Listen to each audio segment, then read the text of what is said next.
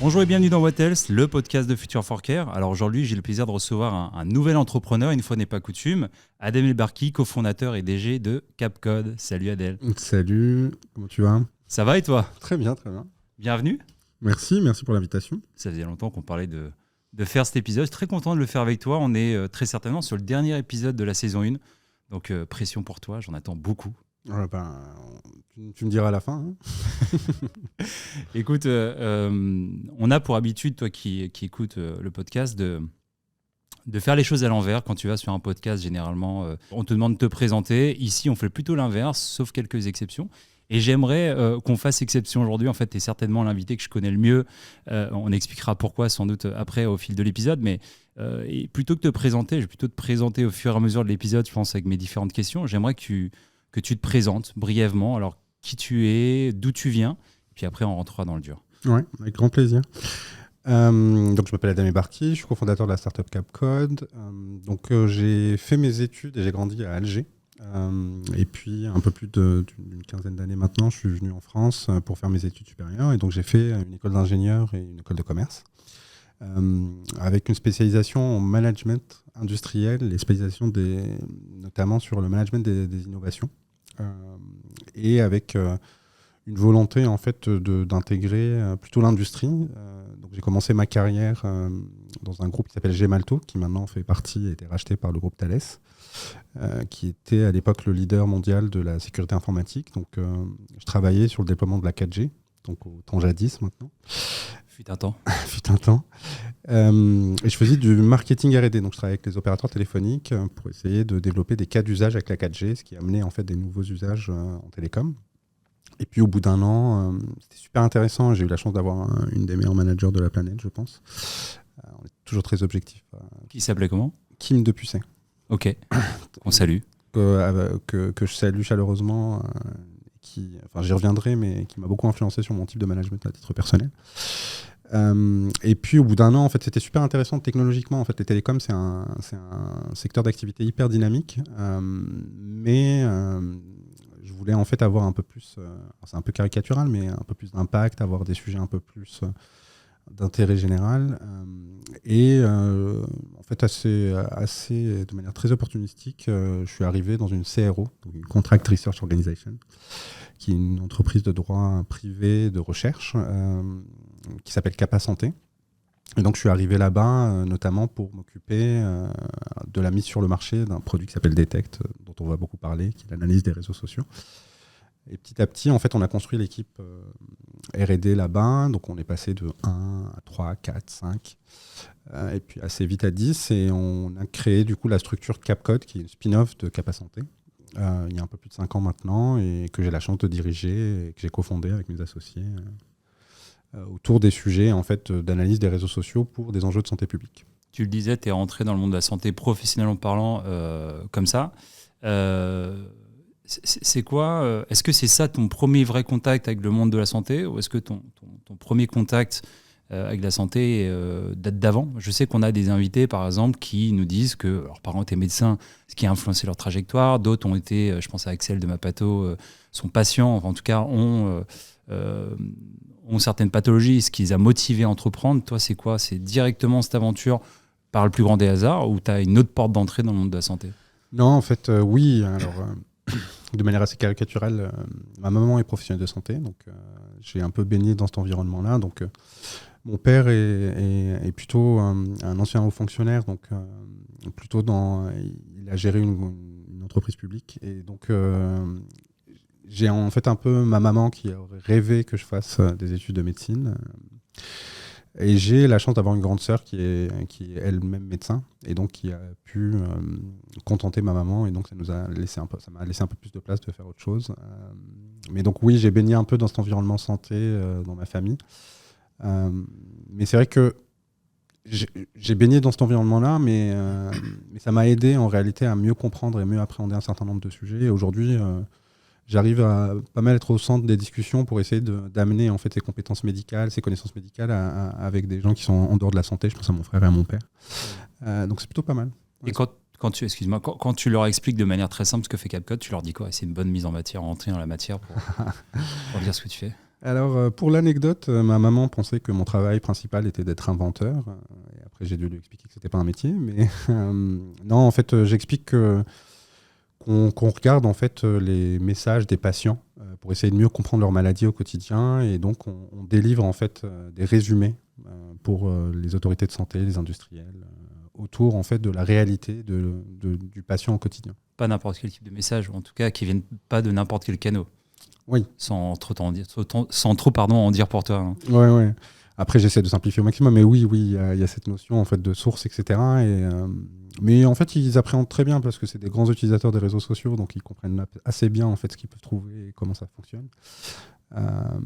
Mais oui, résumer la voix du patient, enfin résumer la réalité du patient au quotidien pour les autorités de santé, pour l'écosystème santé. Année de lancement de CapCode 2017. J'ai une question pour toi. Tu le sais, moi, je viens pas de l'industrie de la santé, je viens de la tech de manière 360. Et en fait, votre métier, je le résumerai, du social listening. Vous avez fait une belle étude de marché, j'imagine, avant de vous lancer, etc. Il y a plein d'acteurs qui font du social listening. Je pense à l'influence, plein d'acteurs qui sont multi-industries. Pourquoi vous êtes lancé, en plus, spécifiquement sur la santé? Alors, parce que déjà, l'idée vient du fondateur de CapCode qui s'appelle Dr Stéphane Schuck, qui voyait en fait les réseaux sociaux comme une source médicale, une source d'information médicale. Et ça déjà, je parle de ça, c'était il y a 10 ans déjà. Et ça, c'est assez différenciant parce qu'aujourd'hui, quand on fait du social listening, principalement, c'est pour faire du brand monitoring, essayer de comprendre en fait la perception des clients par rapport aux produits qui sont disponibles sur le marché. Là où en fait, nous, on est parti dans l'autre sens, c'est-à-dire qu'on sait, en tout cas, on savait il y a 10 ans que il y avait très peu de données patients, ou en tout cas c'était très complexe d'avoir ce type de données. Et on savait aussi que sociologiquement, en fait, les patients s'exprimaient de plus en plus sur les réseaux sociaux. À l'époque, c'était beaucoup les communautés sur Doctissimo, par exemple. Et en fait, la différenciation, elle est sur ça, sur comment en fait pouvoir exploiter, d'un point de vue scientifique et médical, ces données-là et donner du sens médical. Et en fait, à la croisée des chemins entre la technologie, donc la capacité à faire du traitement automatique du langage, mais aussi d'intégrer en fait une dimension scientifique et médicale forte. Et ça, on est très peu aujourd'hui, il y a peu d'acteurs dans le monde industriel qui se spécialisent sur cette niche-là. C'est quoi j'imagine que tu as pas mal de problématiques, pas mal d'enjeux. Là, on parle de réseaux sociaux, on parle presque de la place publique. Il y a des enjeux, je ne sais pas si c'est des enjeux sociétaux, mais vis-à-vis des patients, d'utiliser ces données, ou est-ce que vu que c'est dans le domaine public, j'ai envie de dire, puisqu'en fait, c'est que des données publiques que tu utilises, sur les réseaux sociaux et pas du deep, il n'y a pas d'enjeu, tu vois pas d'enjeu là-dessus? Ah si, en fait, il y a forcément des enjeux. Déjà, il y a des enjeux éthiques. Écouter les patients et prendre en compte leur expérience, ça dépend de la finalité aussi. C'est-à-dire qu'on le voit assez bien. Aujourd'hui, quand on parle de surveillance des réseaux sociaux, on a un peu tous les cas de figure, même les plus extrêmes. Je pense à Cambridge Analytica qui utilise ces données-là pour faire de l'influence politique. Donc il y a une dimension éthique très forte, beaucoup plus qu'une dimension réglementaire, parce qu'encore une fois, comme on traite de la donnée publique, en fait, on n'a pas d'enjeu de consentement, etc., ce qu'on peut avoir dans d'autres sources de données. Mais oui, il y a la notion éthique qui est extrêmement importante. C'est pour quelle raison, quelle est la finalité en fait de ton traitement de données, pourquoi tu fais cette analyse-là, quel est l'enjeu. Et nous, on se spécialise vraiment sur prendre cette voix du patient pour avoir un impact positif sur la santé publique des populations. Donc, c'est vraiment un enjeu très spécifique, mais l'enjeu éthique est majeur. Et puis, en fait, au-delà de l'enjeu éthique, c'est comment on fait pour conserver la vie privée. C'est qu'aujourd'hui, tout le monde étale, pour le meilleur et pour le pire, en fait, un certain nombre d'éléments de sa vie privée sur les réseaux sociaux. Comment on fait pour avoir une certaine bulle de protection, en fait, et garder cette vie privée. Donc oui, il y a des enjeux qui sont majeurs et qui vont évoluer. Et ça évolue aussi avec la politique des plateformes. Si je prends un exemple très concret, quand tu vois que, par exemple, Twitter est en train d'abandonner complètement la modération, ça pose des questions sur la désinformation, sur l'impact de la désinformation. Enfin, il y a plein de sujets autour de l'éthique et de la réalité, en fait, de la privacy, de la vie privée sur Internet. On parlera fake news juste après. Tes clients, c'est qui? C'est les laboratoires pharmaceutiques? C'est des mutuelles? Non, alors c'est principalement laboratoires pharmaceutiques, autorités de santé, associations de patients aussi, parfois qui ont des besoins en fait, d'avoir une une compréhension de la voix du patient de manière très exhaustive. Mais principalement industrie pharmaceutique, autorité de santé. Ouais, c'est intéressant, parce qu'on parle beaucoup de parcours de soins, parcours patient. Aujourd'hui, comment est-ce qu'on solutionne, en tout cas, comment est-ce qu'on appréhende cette phase, on va dire, de transition entre 2 visites chez le médecin ou entre 2 visites à l'hôpital, par exemple. Ce que tu es en train de nous dire, c'est que les gens, en fait, pendant leur maladie, par exemple, ou pendant qu'ils prennent un traitement, ils parlent sur les réseaux sociaux, ils partagent, en fait, leurs ressentis, des idées, ce genre de choses. J'avais absolument pas conscience de ça. Ah, mais c'est une réalité. Alors, faut bien comprendre le sujet. C'est que c'est en termes d'écosystème, aujourd'hui, en moyenne, alors ça dépend des professionnels de santé, des typologies de professionnels de santé, etc. Mais en moyenne, tu as entre 9 et 12 mois entre 2 rendez-vous chez un spécialiste. Ce qui fait qu'en fait, dans les 12 mois, dans la réalité de ta vie au quotidien, tu as plein de questionnements. Parce qu'aujourd'hui, on voit bien que la santé, c'est un triptyque assez large. Ça amène des sujets autour de la nutrition, autour de ton comportement en fait, en tant qu'humain au quotidien. Et en réalité, tu n'as pas forcément toutes les réponses à toutes les questions. Et donc, en fait, oui, on parle de parcours de soins, on parle de plus en plus de parcours de vie pour avoir une vision un peu plus holistique. Nous, on se spécialise sur la compréhension du parcours numérique, c'est-à-dire entre 2 rendez-vous et entre tous les moments de questionnement du patient, en fait, comment il se comporte, qu'est-ce qu'il va regarder, qu'est-ce qu'il va avoir comme questionnement, qu'est-ce qu'il va avoir comme difficulté.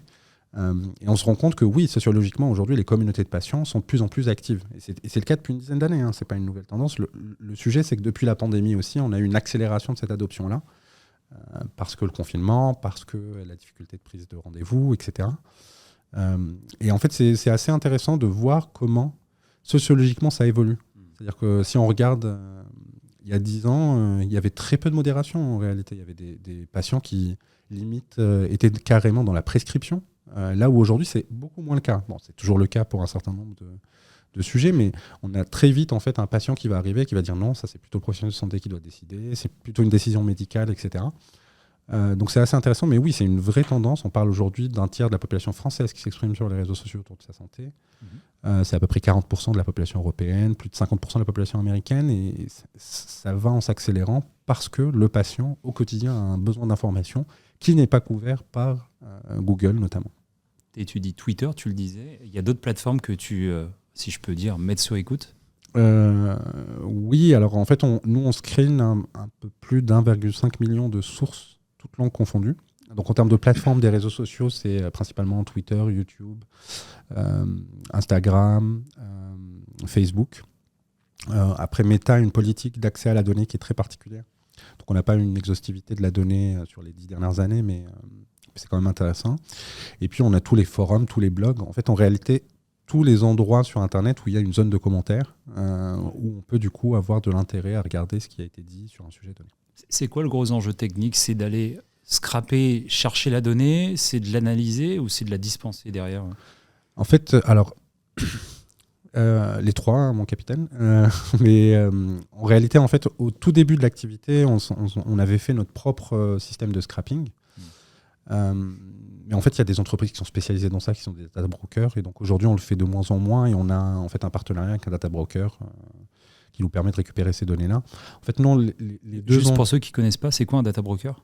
C'est des entreprises notamment spécialisées sur la récupération et le scrapping de données et qui vont du coup créer des bases de données un peu importantes en fait, avec des sources un peu différentes et qui vont les revendre à des tiers, dont Capcode par exemple. Les sociétés comme IQVIA par exemple sont des data brokers ou c'est pas spécialement ça? Alors oui, mais sur un autre type de data je pense. Mais nous on travaille plutôt avec Brandwatch qui est l'équivalent de Talkwalker. Pure social media. Ouais, pure social media. Parce que la donnée des réseaux sociaux c'est très particulier en comparaison avec d'autres sources. Mais par contre, sur les challenges, en fait, il y a deux challenges. Il y a le premier challenge qui est très technologique, c'est comment on fait pour faire du traitement automatique du langage appliqué à ces notions médicales. Et pour ça, en fait, tu as un premier enjeu très simple, c'est que le patient, quand il s'exprime, il ne va pas utiliser des expressions médicales. Donc ça veut dire que ton premier challenge, c'est de pouvoir transformer en fait, le vocabulaire du patient, qui est complètement profane, en ontologie médicale. Je te donne un exemple très concret. Ça fait maintenant un peu plus de 9 ans que je regarde les données des réseaux sociaux. Sur les 9 dernières années, je n'ai jamais vu un patient parler de céphalée. On va dire j'ai la tête dans le four. Il y a plein d'expressions très belles et très imagées en français qui peuvent le dire, mais personne n'utilise une céphalée aiguë sur les réseaux sociaux. Donc, tu as ce premier challenge en fait très linguistique en fait, qui est de transformer cette information, en tout cas cette expression et ce folklore linguistique français, en une ontologie médicale. Après, le deuxième sujet, c'est comment tu fais pour avoir la méthodologie la plus robuste.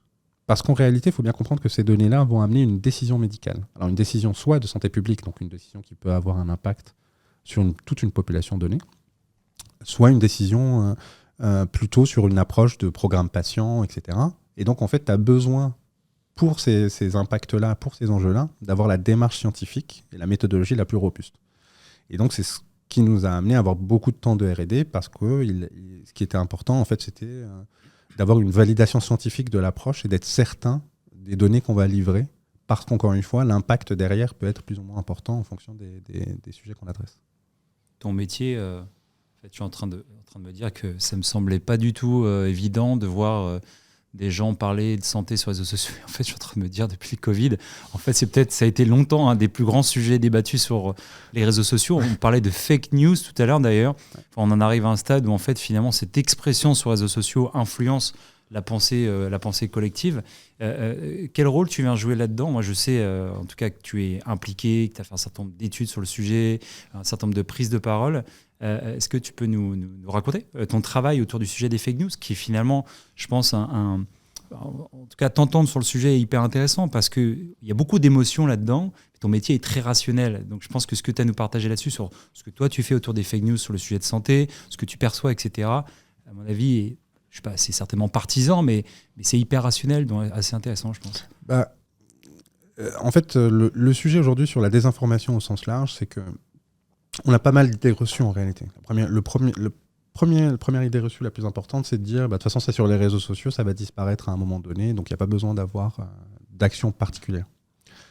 Or, aujourd'hui, en fait, avec le Covid, je ne rentrerai pas dans le débat linguistique entre le et la Covid, hein, mais aujourd'hui, avec le Covid, on a plus ce débat-là. C'est-à-dire que la réalité, si tu prends en fait, la littérature scientifique, si tu prends les données, en fait, simplement, je prends un exemple très concret, la désinformation a un impact médical. Je te prends l'exemple de Donald Trump qui explique que pour pouvoir soigner le Covid, on va utiliser des détergents.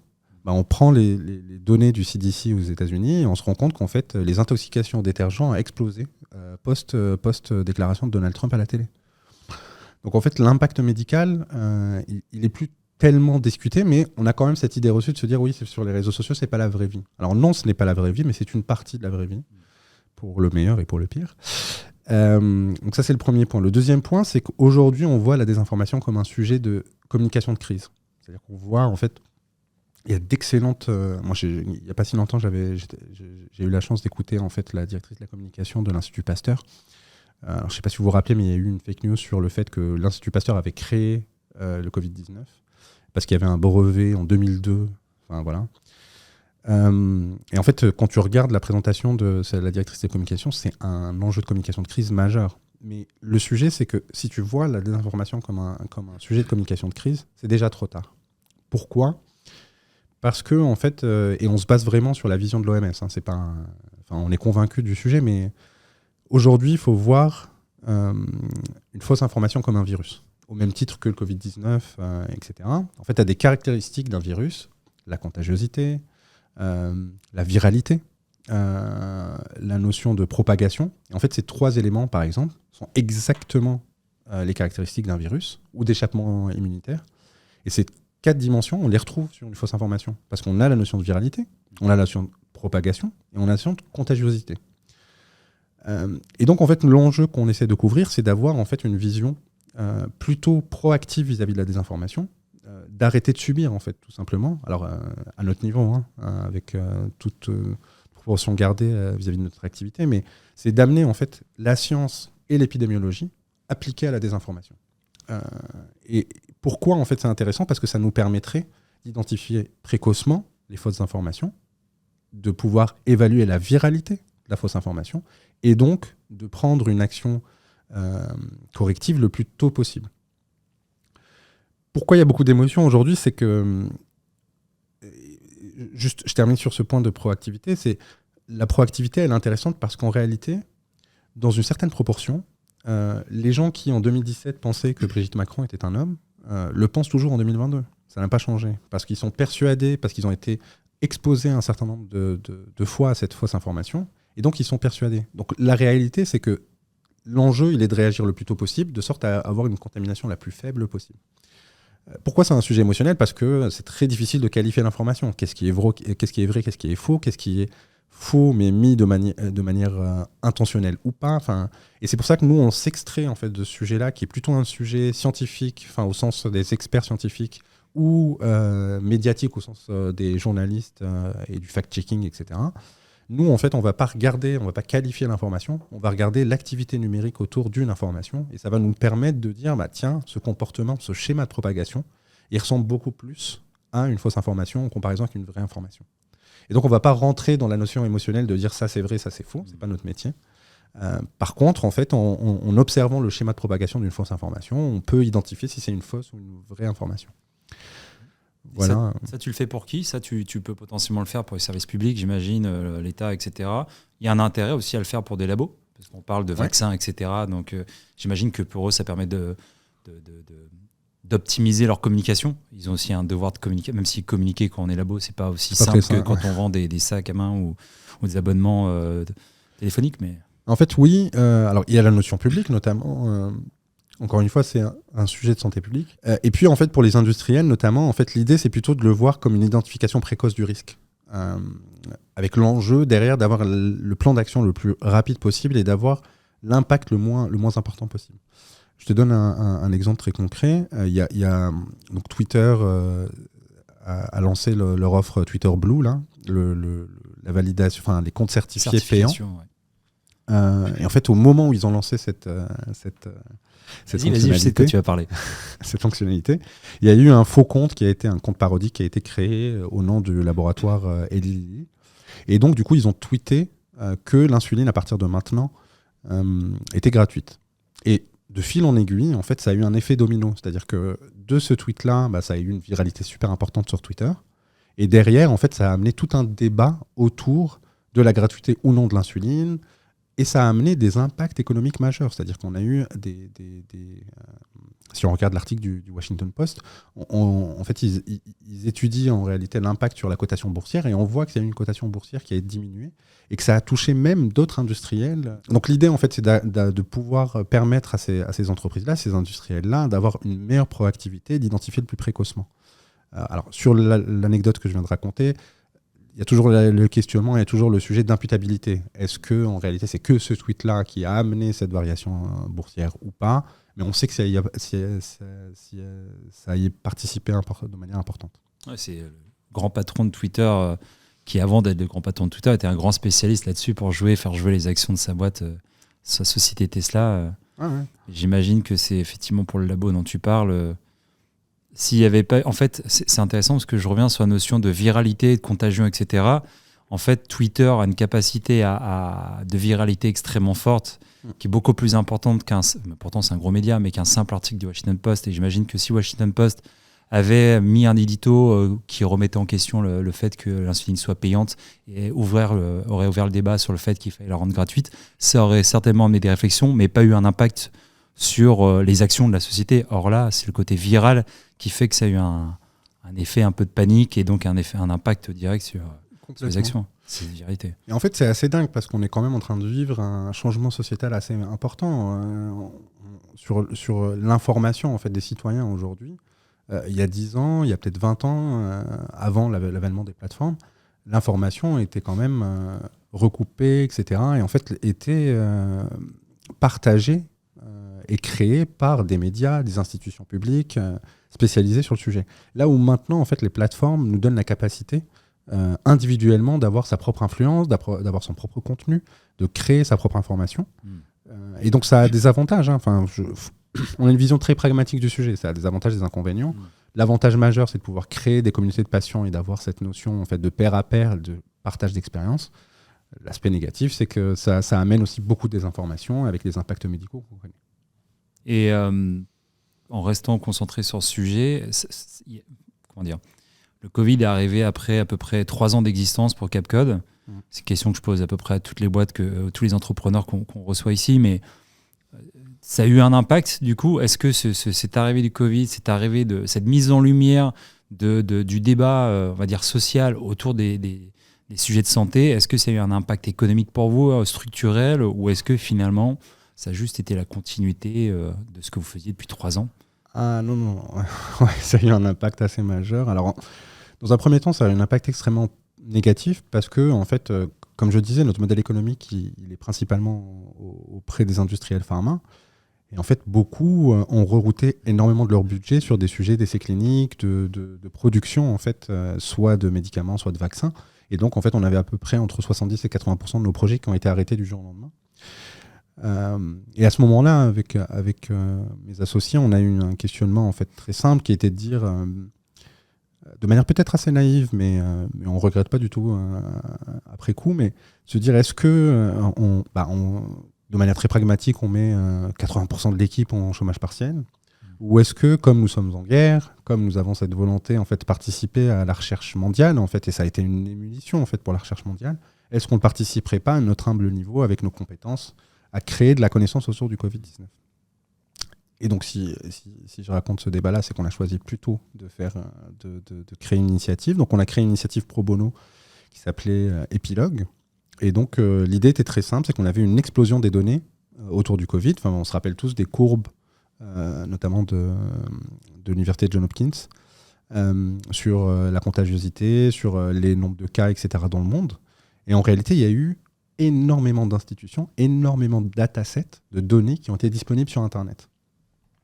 Et en fait, l'enjeu, c'était de dire, très bien, est-ce qu'on ne peut pas avoir une dimension un peu scientifique, une dimension d'évaluation, et de regarder en fait toutes ces données-là, essayer de faire une cartographie des données disponibles sur Internet, et de regarder en fait ce qui était exploitable, valide, et ce qui pouvait être intéressant pour la recherche. Et donc, on a commencé comme ça, donc on a fait toute une cartographie de l'open data. Si on parle de chiffres, les équipes ont regardé un peu plus de 115 datasets différents. On en a validé 15 uniquement, ce qui montre en fait qu'aujourd'hui sur Internet, tu trouves beaucoup de données, mais après la qualité de la donnée, elle peut être très disparate. Et puis en fait, à partir de là, on a créé une sorte de consortium avec un certain nombre d'acteurs et on a mis en place, avec les données des réseaux sociaux, en plus de ces données-là, un peu plus de 17 projets de recherche en moins de 6 mois. On a mené avec des acteurs très différents. On a travaillé avec Microsoft, on a créé une base de connaissances incluant beaucoup de données autour du Covid. On a travaillé avec Harvard Medical School sur la création d'un algorithme d'identification précoce d'idées suicidaires sur Twitter. Enfin, ça a été une émulation, on va dire intellectuelle et scientifique majeure. Et ça nous a permis de collaborer avec des équipes de recherche de manière très rapide. Enfin, on avait des projets de recherche qu'on a conçus et sur lesquels on a commencé à travailler au bout d'une semaine. C'est de la science-fiction en recherche. Généralement, tu as des conventions à signer. Enfin, administrativement, ça prend énormément de temps. Et c'est pour ça qu'en fait, on a mis toute notre énergie sur ça, ce qui nous a permis en fait, d'être notamment financé par la Coalition d'innovation en santé à l'époque, et notamment plus particulièrement par Roche, Pfizer et le LEM, sur en fait, la prise en compte de l'expérience patient sur les réseaux sociaux, notamment pour pouvoir avoir une vision sur l'impact du confinement et du Covid sur les délais de rendez-vous, sur les ruptures de prise en charge, etc., ce qui était des enjeux médicaux majeurs en fait, à ce moment-là.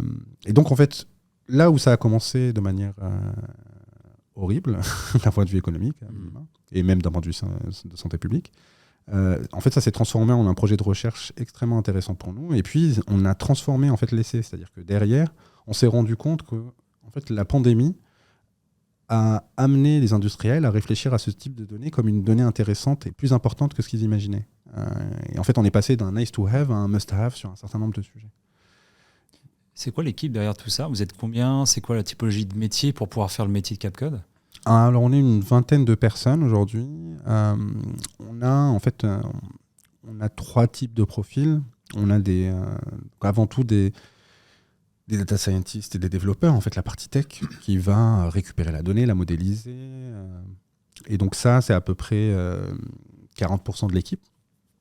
On a une équipe médicale, parce qu'encore une fois, on est vraiment à la croisée des chemins entre ces deux mondes. Donc des pharmaciens, des profils qui ont des parcours de santé publique.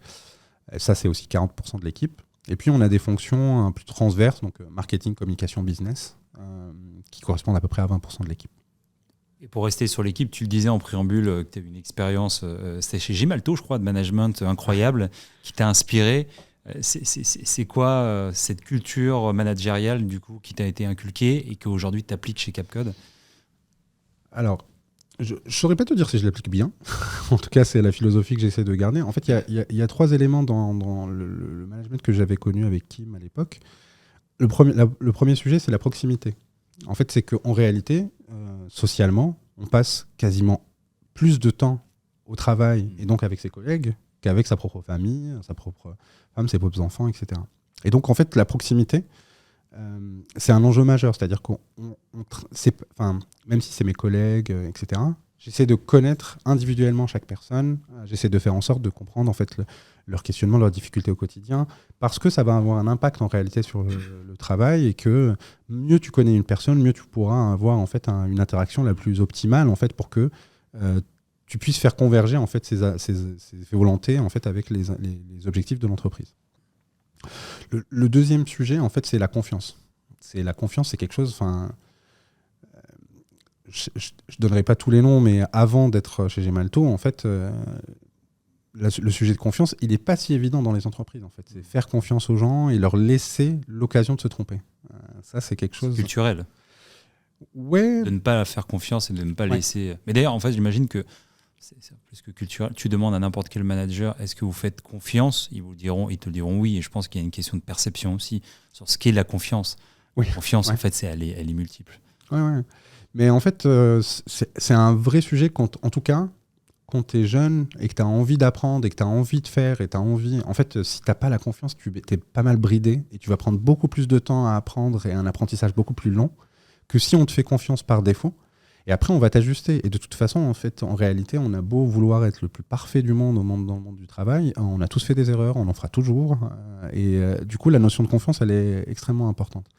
Et puis, la troisième dimension qui, pour moi, est la plus importante, c'est la notion de collectif. C'est qu'en réalité, quand je suis arrivé à Gemalto, je faisais partie d'un collectif. J'étais pas juste le dernier arrivé ou la personne qui allait s'occuper de X ou Y, mais j'étais une personne à part entière dans l'équipe. Et je trouve que c'est une dimension, en tout cas, que j'essaie d'insuffler au maximum. Et aujourd'hui, en fait, les équipes, c'est assez extraordinaire. Ils ont une solidarité.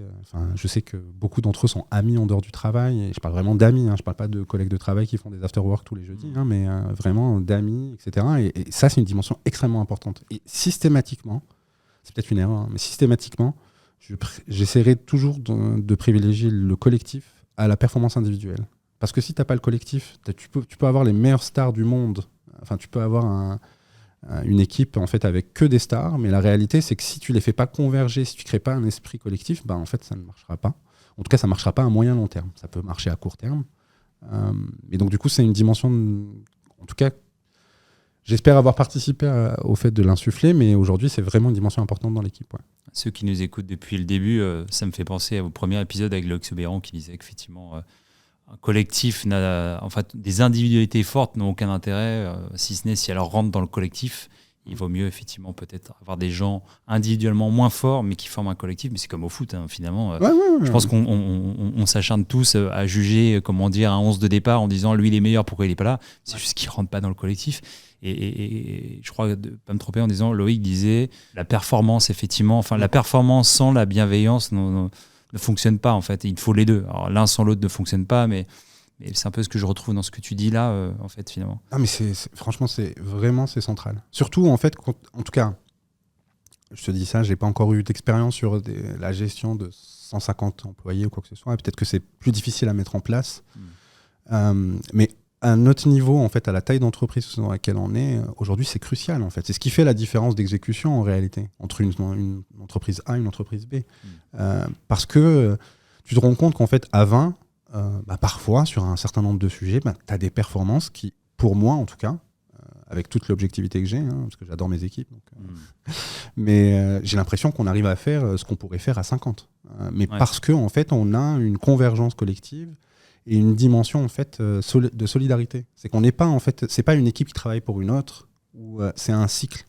Ouais. Et le fait de voir en fait l'organisation du travail comme un cycle, ça te permet de voir qu'en fait chacun est une partie de ce cycle-là, et donc la défaillance de l'un peut impacter les autres. Et si tu as une notion de solidarité, tu vas essayer de faire tout dans tes capacités pour éviter en fait de casser ce cycle-là, pour que les autres n'aient pas cet impact-là. Je pose souvent cette question, mais en fait, je me rends compte que ça se trouve, vous me pipotez totalement. Est-ce que, pour justifier tout ce qu'on est en train de dire, parce que là, moi, ça me laisse entendre que effectivement, une forte culture d'entreprise, tournée vers les gens, etc. Est-ce que tu es capable de rentrer dans le dur et de me parler de turnover des effectifs, de parité parce que c'est vrai que un des faits hyper intéressants de la conjoncture actuelle, qui est le retour sur des indicateurs de performance très très rationnels. Là où avant on mesurait l'hypercroissance, maintenant on mesure justement des facteurs plus humains. Est-ce que tu es capable d'avoir un collectif soudé? Est-ce que tu les gardes? Est-ce qu'ils restent dans le temps? Et puis est-ce que tu fais du chiffre d'affaires, bien sûr? Et toi, de ton côté, comment est-ce que tu justifierais justement ce côté, cette stratégie très, très humaine? Est-ce que tu as des métriques à nous partager? Très simplement, en fait, aujourd'hui, l'entreprise, elle a un peu plus de 5 ans. L'année prochaine, on fête nos 6 ans. On a un turnover aujourd'hui de l'ordre de 4 ans et demi. En fait, une personne qui était arrivée en 2017 est partie en milieu d'année dernière. Donc, on est sur une capacité, j'aime pas trop ce mot, mais de fidélisation, en tout cas d'embarquement. D'embarquement, ouais, je préfère l'onboarding, je préfère ce mot-là, mais l'onboarding qui est assez importante. Et ça, c'est hyper important quand tu travailles sur un projet avec une continuité de ce type-là et avec une évolution permanente, parce que les sujets qu'on adresse, en réalité, on est au balbutiement de cette discipline de recherche. Donc il y a ce premier point. Après, juste transposer à l'échelle de la tech de manière générale, je pense que le taux le nombre d'années d'engagement moyen dans la tech dans une société, ça doit être 2 ans, je pense. Je pense que ça doit être 2 ans et demi, surtout pour des jeunes sociétés. Donc là, c'est-à-dire qu'on est quasiment x2. Non. Là, par exemple, on a malheureusement le départ d'une personne en data qui était une personne clé, mais que j'adore en plus. Mais elle est partie au bout de 5 ans.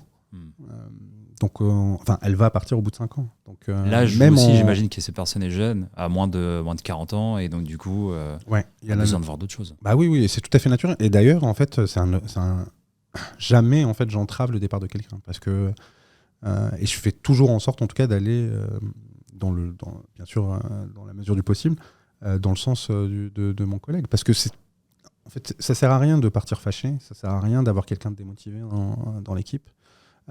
Et au contraire, en fait, je crois beaucoup plus à la confiance. En fait, on construit une relation de confiance tout au long de notre collaboration. C'est quand même dommage au bout de 5 ans de gâcher tout ça, en fait, pour juste des éléments soit administratifs, soit... Bien sûr que quand une personne part, je suis la première personne dégoûtée. Je suis très émotionnel, hein, mais... La sortie est aussi importante que l'ensemble du... c'est tout le parcours, ouais.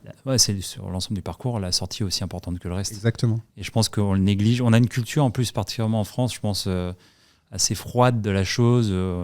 Et donc, du coup, je pense qu'en fait, on ne prend pas assez soin de tout ça. Déjà, il y a des tabous autour de ça. Je pense que du coup, on arrive sur le tard. Et donc, du coup, forcément, ça mène plus de tension. Mais on a beaucoup à gagner là-dessus. En fait, moi, après, il y a des KPI un peu moins objectifs, mais il y a quelques semaines, là, notre chief data officer, de manière complètement anodine, on était dans un after-work avec White Lab Genomics, d'ailleurs, qu'on salue. Et en fait, elle disait, ça fait 4 ans qu'on travaille ensemble, tu m'as jamais menti. Tout ce que tu m'as toujours... En fait, je fais toujours en sorte que ce que j'annonce, je le fais. Alors, ça prend du temps, hein, je suis pas très organisé, et donc, mais les équipes le savent. Hein. Mais par contre, j'essaie systématiquement de faire en sorte que ce que je dis, je l'applique. Et donc, tu crées de la confiance. Et plus tu crées de la confiance, plus les gens n'auront pas de problème de venir te voir et te parler. Exactement. Et donc, tu minimises les chances que les gens partent sur un coup de tête. Exactement. Et je trouve que le dialogue, en fait, la confiance amène le dialogue. Et donc, à partir du moment où tu as un dialogue, alors tu peux ne pas être d'accord, tu peux avoir des visions divergentes, et ça, c'est le propre même des projets. Mais le fait d'avoir du dialogue, c'est assez central, que ça soit pour que le collègue soit bien, en fait, dans l'équipe, tout simplement, mais aussi pour construire. Parce qu'aujourd'hui, en fait, quand moi j'ai la chance d'avoir autour de moi des gens bien plus intelligents que moi. Hein, et donc, du coup, quand tu as ce genre de profil, quand tu as des gens qui sont à la fois dynamiques, à la fois super motivés et à la fois très smart, tu as quand même tout intérêt à créer du dialogue et pas d'être complètement descendant en expliquant ce qu'il faut faire, alors qu'en réalité, tu as recruté des gens qui sont extraordinaires autour de toi et que du coup, c'est eux qui vont t'amener de la connaissance. Et donc, c'est une question de dialogue et en fait de construction commune. Ce qui favorise en général le côté collectif. En parlant de dialogue, chaque invité qu'on reçoit a une particularité. Généralement, on en arrive à en faire le titre pour la tribune du podcast. Alors, la capacité à convaincre, je pense à Delphine de Nabla. On l'a tourné comme ça, parce qu'elle a une capacité de conviction juste démentielle. L'imagination, l'inventivité, la capacité à créer des usages. Je pense à Thomas de Barracoda, qui lui est un fou d'usage et s'attarde à ça. Toi, de ton côté, il y a quelque chose qui m'a interpellé, et je te pratique depuis 1 an maintenant, quasiment, j'allais dire tous les jours, mais quasiment, puisque pour ceux qui ne le savent pas, et vous êtes une large majorité à nous écouter pour qui c'est le cas, Adèle fait partie de Future for Care, mais on ne peut pas dire que ça soit un fantôme chez Future for Care, puisqu'il est hyper engagé et dans le bon sens du terme. C'est un peu d'ailleurs, pour ceux qui ont écouté le dernier épisode avec David, le cofondateur de Wild Lab, quand je lui demandais, est-ce que tu peux me citer un entrepreneur qui t'a marqué, qui te marque ici, il me citait Adèle, parce que ce que tu dis, ce que tu décris par rapport à tes équipes, c'est plutôt généralisé par rapport à l'ensemble des acteurs dans cet écosystème. Tu as un appétit pour, on peut appeler ça le réseau, le réseautage, le networking, ou en tout cas pour la création, on va dire, de communautés extrêmement fortes. Ça, c'est quelque chose qui me fascine, c'est-à-dire que je reçois, on reçoit ici chez Future for Care pas mal de sollicitations de la part d'institutions, d'organismes, etc. Et je dirais pas qu'une fois sur 2, mais très régulièrement en copie, je vois d'elle, qui est membre de telle structure, partenaire de telle structure, parrain de telle structure, etc. J'en viens au fait, tu le fais forcément consciemment. Qu'est-ce qui te motive à passer énormément de temps à faire tous ces événements, participer à tous ces réseaux, t'investir, donner du temps, parce que je parle de manière macro, mais de manière micro. Je t'ai vu ici, nous, notre métier, c'est de vous accompagner, notamment t'accompagner avec Capcode dans votre croissance, mais je t'ai vu donner du temps à des gens aussi. Qu'est-ce qui motive tout ça ?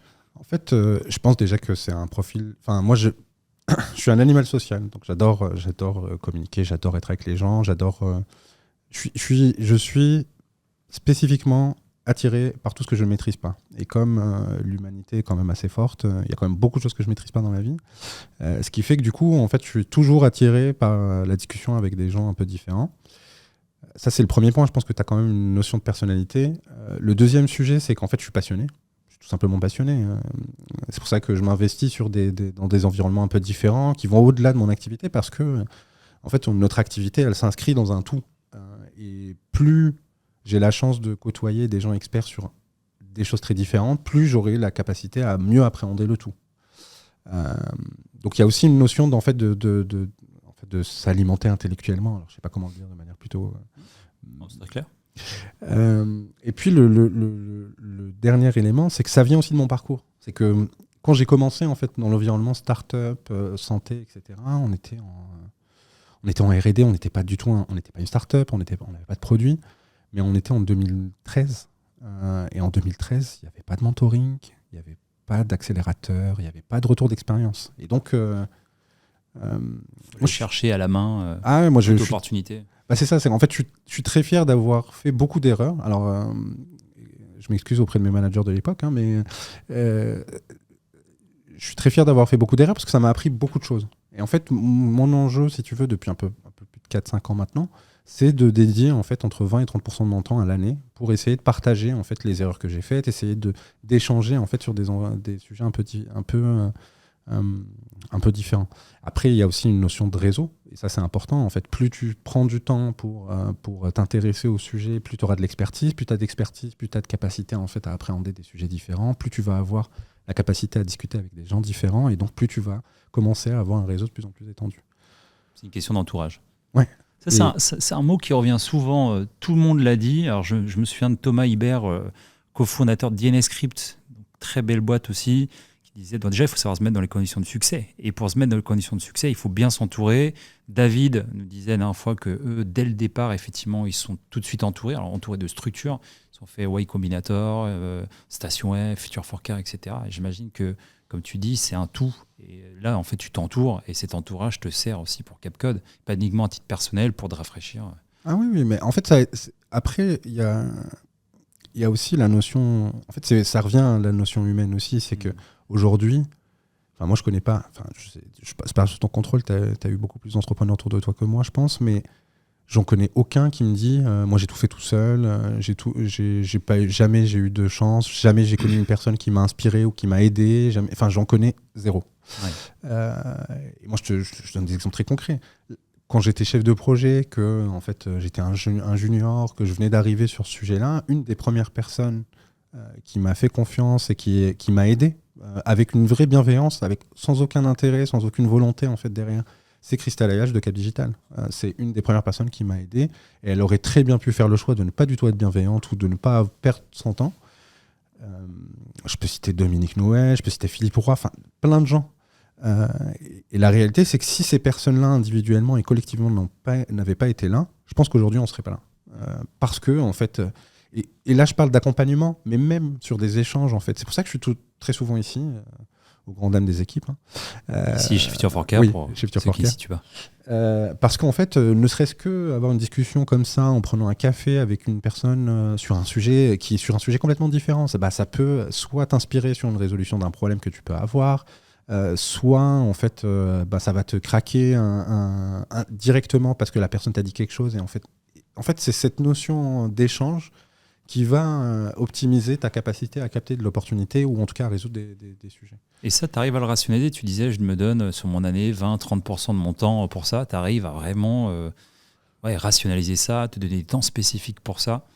Ouais, alors oui, parce que avec ma rigueur, hein, donc je rationalise, mais avec un temps de perdition qui peut être variant en fonction des périodes. Mais en fait, c'est important. Et disons que j'ai un peu cette capacité d'être hyper actif et être hyper curieux. Ce qui fait que du coup, en fait, si j'ai pas ça aussi, je perds de la motivation. Si j'ai pas énormément de sujets à essayer de regarder, à m'intéresser à plein de sujets, en fait, très vite, je vais rentrer dans une routine. Et c'est le pire ennemi que je peux avoir. Mais comme on est dans une activité hyper dynamique et qui change et qui intègre de nouveaux objectifs et de nouveaux challenges chaque fois, je suis pas mal alimenté intellectuellement, c'est pas mal. Je te propose qu'on fasse une petite pause, on va rester ensemble tous les deux. Tu le sais, t'es auditeur, on a un petit jeu ici qui s'appelle Avec des si, parce que comme tu sais, avec des si, on fait le monde. Tu veux qu'on le fasse ? Ouais, vas-y. Alors c'est parti.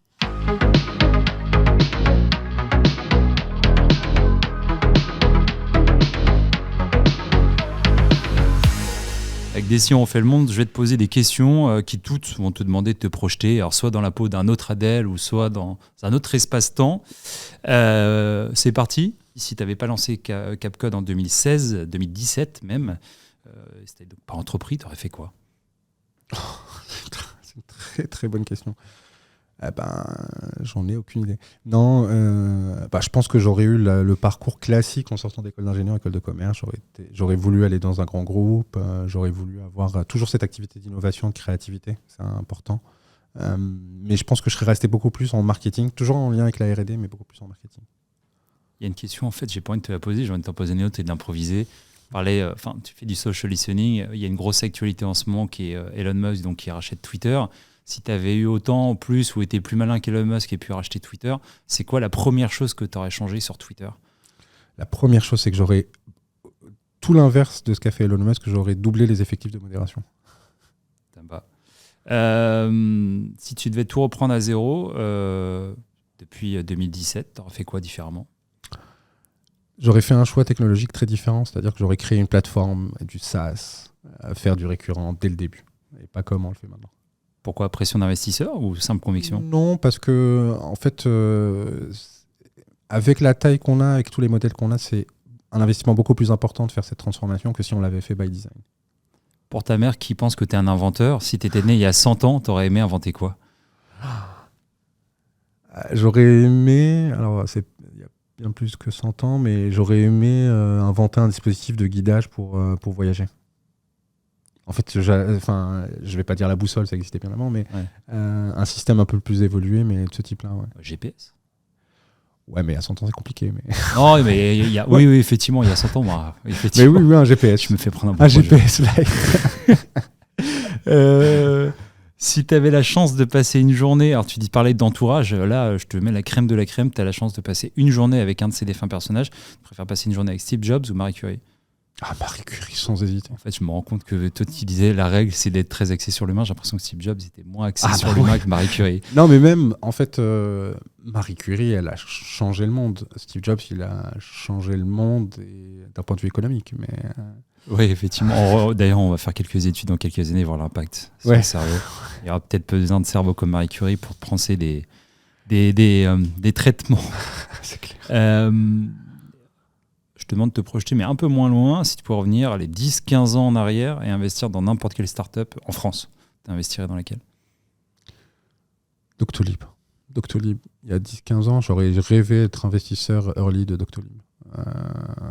Il y a 10 ans, Doctolib valait 0 €. Aujourd'hui, Doctolib vaut 4 millions. Ouais, et puis non, en fait, au-delà de l'aspect. Au-delà de l'aspect, je pense, oui, économiquement, c'est plutôt intéressant. C'est marrant parce qu'à chaque fois, je pose cette question, mais quasiment tout le temps, moi, je pense tout de suite à argent dans cette question. Et en fait, vous êtes hyper bien parce que vous pensez pas forcément à argent, vous pensez humain, vous pensez expérience, apprentissage. Non, mais bien sûr que c'est un investissement tout à fait lucratif, hein, c'est pas le sujet. Mais non, mais en fait, moi, ce que j'adore chez Doctolib, c'est que c'est très simple.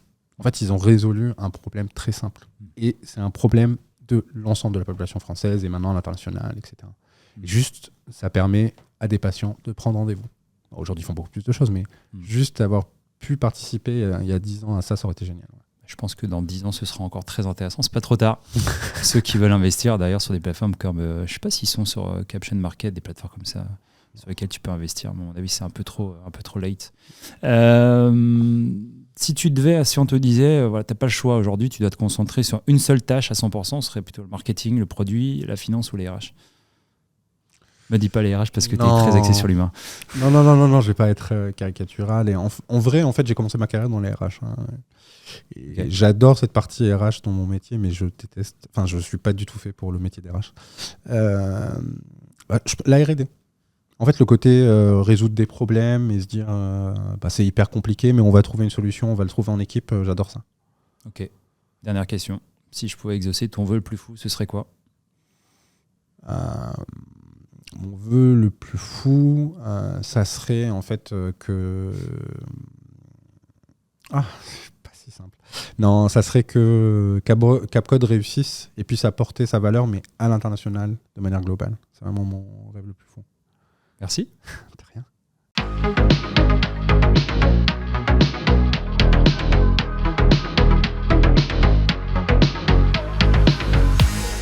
Ça tombe bien que tu parles d'international. J'avais envie de te poser la question justement, quels sont les next steps pour Capcode, pour bien te connaître, pour te suivre au quotidien? Je sais que l'international, donc c'est un gros enjeu. Vous en êtes où sur le sujet? Vous êtes déjà dans différents pays? En fait, c'est ce qui est bien avec le digital et la data, c'est que en fait, notre sujet, il est par définition global. Parce que, comme je te disais, la tendance qu'on est en train d'observer en France, c'est la même en Europe, c'est la même aux États-Unis, c'est la même en Asie. Donc, depuis un an, en fait, on commence à avoir des projets à l'international. On a travaillé principalement aux États-Unis, mais on travaille sur des sujets en Espagne, en Italie, en Hollande, en Allemagne, en Angleterre. Donc, on commence à avoir... et aujourd'hui, c'est à peu près 30% de notre activité. Donc, c'est pas anodin. Tout en n'ayant aucune personne à l'international. Qui est assez, ce qui est le bienfait du numérique, je suppose. Mais on a un besoin d'accélérer parce qu'en réalité, aujourd'hui, en fait, on se rend compte que pour passer en fait, de la belle pépite ou de la belle start-up à une scale-up, l'international, c'est un vrai levier de croissance important. Et donc, c'est vraiment accélérer à l'international, notamment aux États-Unis, parce que les autorités de santé aux États-Unis, la FDA en particulier, a sorti des guidelines d'utilisation en fait, des données des réseaux sociaux. Et donc, en fait, le marché est beaucoup plus mature et l'acceptabilité en fait, de nos données dans les prises de décision est beaucoup plus intéressante. En tout cas, beaucoup plus réelle aujourd'hui. Donc, vraiment, l'international, c'est l'accélération l'année prochaine. Alors que, en même pas un an, on a quasiment 30% de notre activité. Je trouve ça assez dingue. J'arrive toujours pas à y croire, mais ça va vite, en fait. C'est que ça, un projet amène un autre, un projet amène un autre. Et en fait, tu commences aux États-Unis. Après, en fait, les équipes des États-Unis pilotent aussi la partie Europe. Et donc, tu te rends compte que très vite, tu passes de un pays à 7 pays en Europe, en plus. Donc, c'est assez excitant. Et en fait, ça amène d'autres challenges. La partie linguistique. Bon, moi, je parle pas allemand. Je parle pas beaucoup de langues dans le monde. Mais en fait, ça amène d'autres challenges qui sont hyper intéressants. Ton plus gros marché, c'est les États-Unis, potentiel? Ouais. Tu te vois aller vivre aux États-Unis? Sans aucun doute. Non, en fait, Il y a 3 ans maintenant, j'avais eu la chance, Capcode avait été sélectionné en fait dans le programme CARE de Business France Amérique du Nord. Et donc, à l'époque d'ailleurs, avec Edouard de Tilac Healthcare. Qui est aussi chez Future for Care. Ouais, qui est aussi chez Future for Care. En fait, à l'époque, on avait fait un road trip, en fait, Montréal, Boston, New York. Et je suis tombé amoureux de Boston. Donc, disons que ça fait quelques années que j'arrête pas d'essayer de motiver ma femme en lui disant, le next step, Boston, c'est plutôt pas mal. C'est hyper bon parce qu'en fait, tu mâches le travail. J'ai plus qu'à aller, tu vois, j'ai envie d'aborder des sujets. Et je voulais parler du plan perso, donc merci pour la perche. Pour refaire une transposition avec Elon Musk, c'est vrai qu'on a été pas mal éduqués, biberonnés à la culture du travail acharné, où tu dors sur ton lieu de travail, et si tu bosses pas 15 heures par jour, tu ne peux pas être un bon entrepreneur. C'est quoi, toi, ta vision de la famille ? Est-ce qu'elle est omniprésente, indispensable ? Est-ce que c'est ta priorité ? Comment est-ce que tu cernes et comment est-ce que ta famille vient te nourrir, toi, le professionnel et l'entrepreneur ? Alors en fait, je suis hyper influencé par mon entourage personnel, ma famille, pour des raisons très différentes. Je vais prendre deux exemples un peu différents. Déjà, moi, je suis hyper inspiré et admiratif de mon grand frère et ma grande sœur, pour la simple et bonne raison qu'il y en a un qui s'est retrouvé conseiller numérique à l'Élysée, et la deuxième étant co-gériatre à Pompidou. Donc en termes de on va dire réussite professionnelle, ça met une pression pour le dernier. Mais... C'est un peu plus facile d'expliquer à votre mère ce qu'ils font. Pas moins intéressant ce que tu fais. Je suis déformé professionnellement, mais entrepreneur, c'est quand même... Mais oui, en plus, en fait, ça te montre déjà que si tu t'investis, tu peux y arriver. Hein. C'est déjà un premier point. En fait, ça, c'est côté vraiment au-delà du parcours de mes parents qui sont tout aussi inspirants. Il y a aussi ma femme, en fait. C'est qu'on a tout construit. Enfin, moi, j'ai la chance ça fait 10 ans qu'on est ensemble. On a à la limite commencé notre carrière professionnelle ensemble. Et en fait, si tu veux, c'est un peu... Alors, je ne vais pas rentrer dans la caricature de ces m'amuse, parce qu'en fait, c'est ma partenaire. C'est-à-dire toutes les difficultés, tous les questionnements, tous les doutes, on les partage pour sa vie professionnelle à elle, ma vie professionnelle à moi. En fait, on est une vraie équipe. Et ça, quand on est entrepreneur, il y a des hauts qui sont géniaux, il y a aussi des bas qui sont très compliqués à gérer. Avoir en fait dans son entourage une personne sur qui tu peux t'appuyer dans les bons et dans les mauvais moments. Dans les bons pour te rappeler qu'en fait, il y a encore plein de choses à faire. Et dans les mauvais pour te rappeler que tu as fait des choses déjà. C'est hyper important. Et puis, plus récemment, en fait, je suis papa. Je suis néo-papa depuis maintenant plus de 3 ans. Hein. 2 enfants. Avec 2 filles, ouais. 2 filles. Et ça aussi, ça m'inspire. Enfin, ça m'inspire, ça améliore déjà mon organisation. Parce que j'ai une organisation en fait, de vie où j'ai besoin de temps pour ma famille, pour mes enfants. J'ai du temps dédié. J'ai une organisation spécifique pour ça, pour ne jamais essayer de maximiser et d'optimiser le temps que je peux avoir avec mes filles, avec ma femme. Et ça, en fait, ça te pousse à t'organiser, ça te pousse à avoir une vision. Et pas paradoxalement, mais je ne m'y attendais pas à ce point, mais ça te donne aussi beaucoup de recul. Ça permet de relativiser pas mal de sujets que tu peux avoir en interne dans une entreprise, au quotidien, dans ta vie professionnelle. C'est compliqué de prendre la grosse tête face à ces enfants, je pense qu'ils te font vite retomber les pieds sur terre. Ouais, il y a ça. Et puis, enfin bon, après, moi, j'ai la chance d'avoir une femme qui a un parcours encore... qui m'impressionne. Donc, c'est encore... C'est quoi ta femme ? Elle est responsable d'essais cliniques dans un laboratoire pharma au niveau Europe. Oui, donc vous parlez le même langage. Ah ouais, en fait, quand je suis arrivé en santé, c'est une des personnes qui m'a le plus appris. Parce qu'elle, c'était son domaine de prédilection. Elle a fait un parcours pédagogique dedans. Là où moi, je suis arrivé un peu sur le tard et donc j'ai appris. Mais elle m'a beaucoup aidé. Donc, non, c'est hyper important. Et je trouve que l'aspect personnel et l'aspect familial alimentent aussi ton aspect professionnel. Je pense que je suis beaucoup plus mature aujourd'hui, j'ai beaucoup plus de recul, j'ai beaucoup plus de... Pas sans froid, oui, mais pas dans le sens émotionnel, colérique ou quoi que ce soit, mais sans froid sur la prise de recul vis-à-vis des sujets, notamment grâce à ma vie de famille. Il y a un point aussi intéressant, et ça, c'est pas juste pour flatter l'ego d'une précédente invitée, et Céline se reconnaîtra, mais pour ton deuxième enfant, tu as fait ton mois de congé pat. Ça peut paraître bizarre, comme tu as même dit comme ça, si vous nous écoutez, mais je trouve ça assez intéressant sur aussi ce que ça représente en tant qu'entrepreneur. C'est une espèce d'humilité de se dire, je suis pas indispensable, et donc du coup, je suis capable de couper un mois, parce qu'on l'a vu, nous, de l'intérieur, puisqu'en fait, pendant un mois, tu as pas totalement disparu, mais quasiment disparu, en tout cas, parce qu'on se voit toutes les semaines chez Future for Care.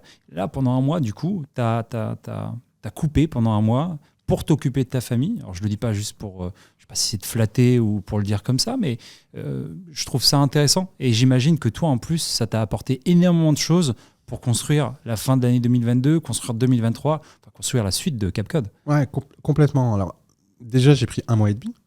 Un mois et demi. Ouais. Okay. Effectivement, tu as commencé au mois d'août, donc tu as pu prendre des vacances. Ouais, en fait, j'ai cumulé. Des vacances, je peux appeler ça des vacances. Mais... Oui. Ceux qui ont connu un congé paternité le savent. C'est pour ça que je me rattrape. En fait, alors, c'est aussi une conjoncture. Hein. C'est que j'ai eu cette chance-là parce que je suis entouré d'une équipe hyper performante, hyper dynamique, qui, en fait, a permis la continuité. Pour être tout à fait transparent, on a eu un audit d'un laboratoire pharmaceutique pendant mon absence. Et je suis pas revenu. Parce que en voyant en fait à distance comment ça avançait, j'étais certain que ça allait bien se passer. Et spoiler, ça s'est bien passé. Non, en fait, ça a été très important pour 2 choses. Un, parce que on est dans un mood avec ma femme où on est vraiment très dans l'égalité. Alors parité. La parité, ouais. Alors avec toute la volonté du monde, parfois je suis beaucoup moins actif et vice versa. Enfin, on essaie d'avoir l'équilibre le plus total possible. Et c'est important. En fait, en réalité, c'est l'arrivée de notre 2e fille. Et en fait, ça chamboule beaucoup de choses en termes d'organisation. La première, c'était déjà pas mal, mais la 2e, c'est vraiment particulier. Et puis, au-delà de ça, en fait, c'était très important de me ressourcer et en fait de m'axer que sur ma famille. Et mine de rien, quand je suis revenu, j'étais hyper motivé, hyper dynamique. Non pas parce que j'avais passé 1 mois et demi difficile, etc. Pas du tout. Enfin, si, c'était difficile, clairement. Je vais pas le cacher. Mais c'est surtout en fait de se dire, j'étais pas là. Et en réalité, en fait, l'équipe a super bien bossé. Elle a fait des choses que potentiellement, même si j'étais là, j'aurais pas mieux fait. Voire, ils ont mieux fait que si j'étais là. Et donc du coup tu te dis après ce qu'ils ont fait tu te sens obligé en fait de t'investir et de t'impliquer pour avoir encore plus d'impact et en fait ça m'a motivé au contraire. Mais oui moi c'est encore une fois c'est quasi dogmatique, hein. J'ai besoin de ce temps-là, c'est important et c'est un élément qui sera, j'espère en tout cas, et je parle sous le contrôle de ma femme qui nous écoutera sûrement, mais je ne compte pas changer sur ce point-là parce que c'est un élément hyper central même dans ma performance professionnelle. Et au-delà de l'équilibre et de aussi mon propre bonheur. Enfin, passer du temps avec ma fille, c'est pas toi que je vais l'apprendre, mais c'est quand même des moments extraordinaires. Trouver son équilibre. Ouais. C'est quoi le pire conseil qu'on t'ait donné en tant qu'entrepreneur ? Laisse tomber. En fait, venant de quelqu'un qui n'est pas entrepreneur en plus ? Généralement, oui. Ouais, c'est ça. Non, en fait, il y a 2... c'est pas vraiment un conseil, mais... Quand on me dit c'est impossible, je m'acharne. Mais parfois on me dit c'est impossible et c'est objectivement tout à fait impossible et j'y arrive pas. Mais par contre, ça a l'effet inverse. Et très souvent, on va dire ouais, mais c'est compliqué. Ouais. C'est pas le bon moment. C'est pas le bon moment. Alors, c'est pas le bon produit. Je vais être un peu caricatural. Et tu vois, quand on a lancé l'idée, quand on a commencé à travailler sur le sujet, c'était au moment des perles de Doctissimo. Je sais pas si tu t'en rappelles, mais les perles de Doctissimo. Ouais, c'était un blog, non ? C'est ça. Non, en fait, c'était des visuels en gros sur les pires messages sur Doctissimo. Ouais. Et donc, en fait, ça a eu un effet pervers où, en fait, tout le monde pensait que les patients disaient n'importe quoi sur les réseaux sociaux. Donc, les premiers temps, quand on a commencé à parler de ce sujet-là, on me disait « Ah, mais non, mais laissez tomber, de toute façon, il n'y a rien d'exploitable, c'est inintéressant. »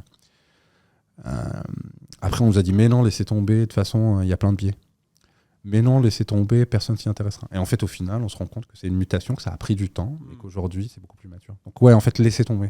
Et je trouve que c'est une des caractéristiques. Enfin, peu importe le degré de réussite des entrepreneurs, peu importe le niveau où les entrepreneurs arrivent, s'il y a bien l'élément commun, c'est la résilience, la capacité à jamais baisser les bras. Et à l'inverse, c'est quoi le meilleur conseil qu'on t'ait donné et que tu peux transmettre aujourd'hui aux entrepreneurs qui nous écoutent? Et pas que, d'ailleurs. Écoute.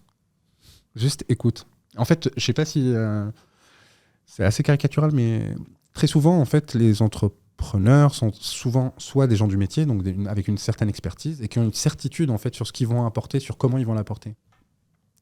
Et très souvent, alors de moins en moins maintenant, parce qu'on a tout un environnement en fait pour essayer de donner les bonnes armes aux entrepreneurs pour optimiser leur parcours d'entrepreneur. Mais très souvent, en fait, tu es tellement persuadé, convaincu que ton produit, que l'usage que tu défends, la solution que tu veux mettre à disposition est parfaite et correspond exactement aux attentes, en fait, que tu ne prends pas le temps juste de parler autour de toi avec tes cibles, avec potentiellement tes clients demain. Et en fait, cette phase de découverte, cette phase d'écoute, c'est vraiment la plus cruciale. Et je me rends compte de manière assez caricaturale, parce que sur un certain nombre de sujets, nous, on n'a pas écouté. Et on s'est bien planté parce qu'on n'a pas écouté. Et depuis qu'on écoute, ça marche beaucoup mieux. Ça tombe bien parce que tu en as fait ton métier d'ailleurs. C'est ça. Ça fait 5 ans là, ça y est, 5, bientôt 6 ans que vous êtes lancé. Qu'est-ce que tu retiens de manière ultra synthétique? Ça peut être de réflexions économiques, personnelles, sociaux, etc. Mais qu'est-ce que tu retiens de ces 5 ans? En fait, pour être synthétique, c'est compliqué, mais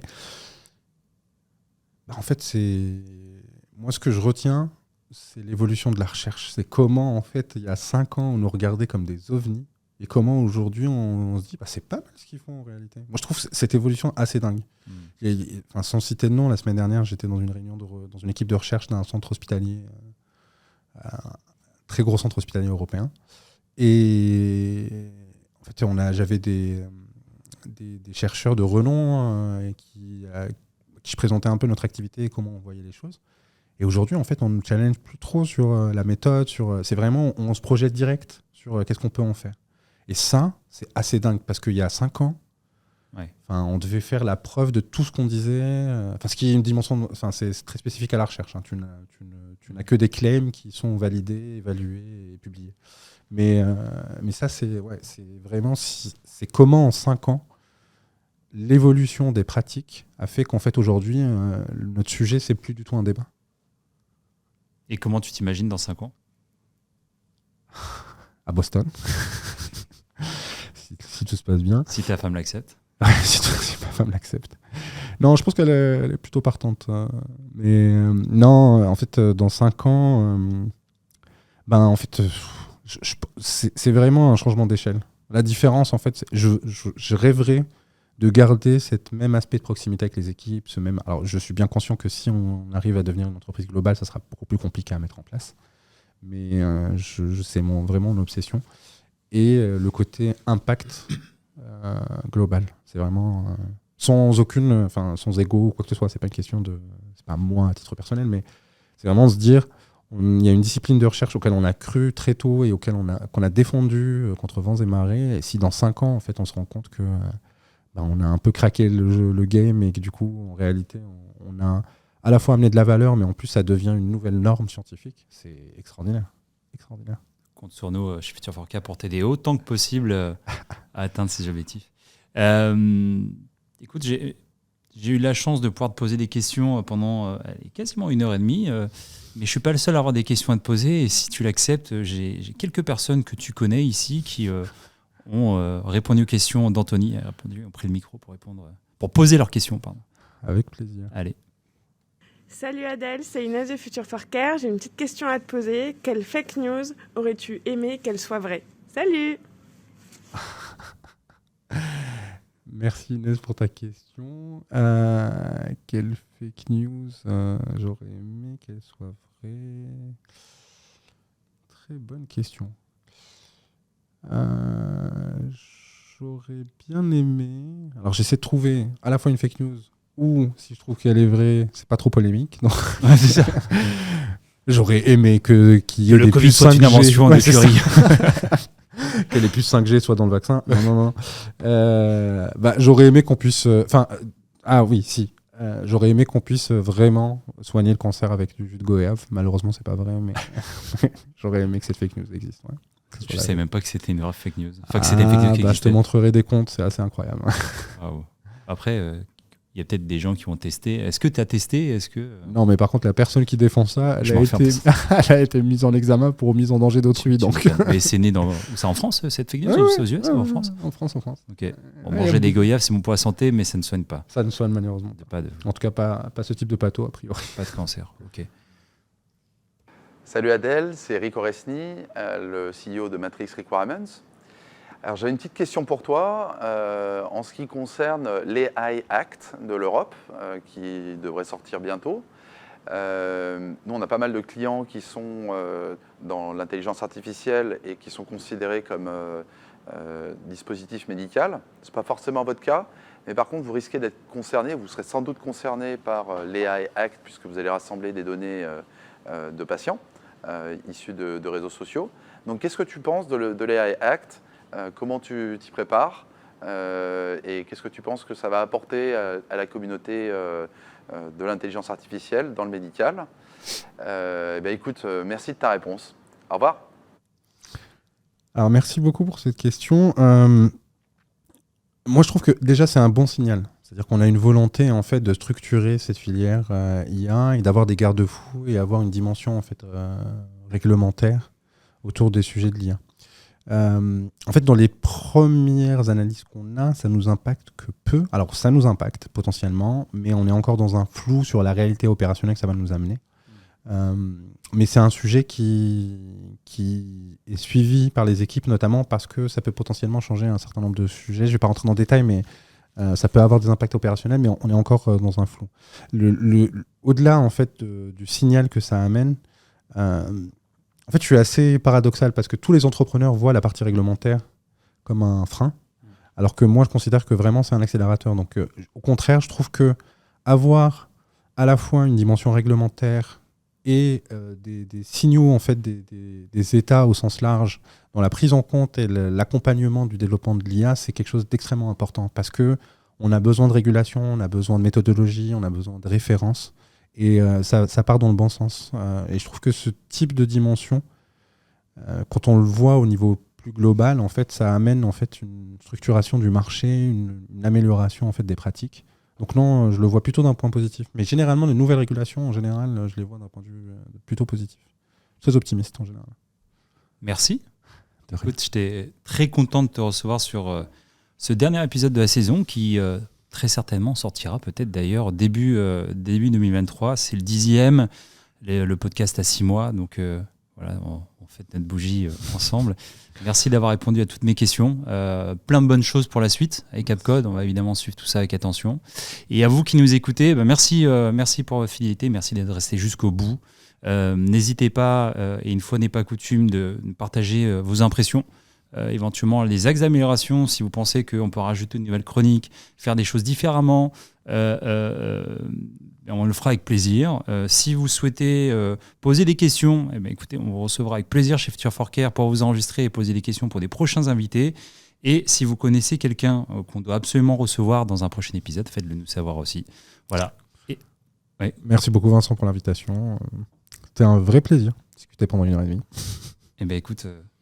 plaisir partagé. N'hésitez pas à mettre 5 étoiles sur Spotify, à vous abonner et à très vite pour un prochain épisode. Merci encore Adèle. Merci. Salut.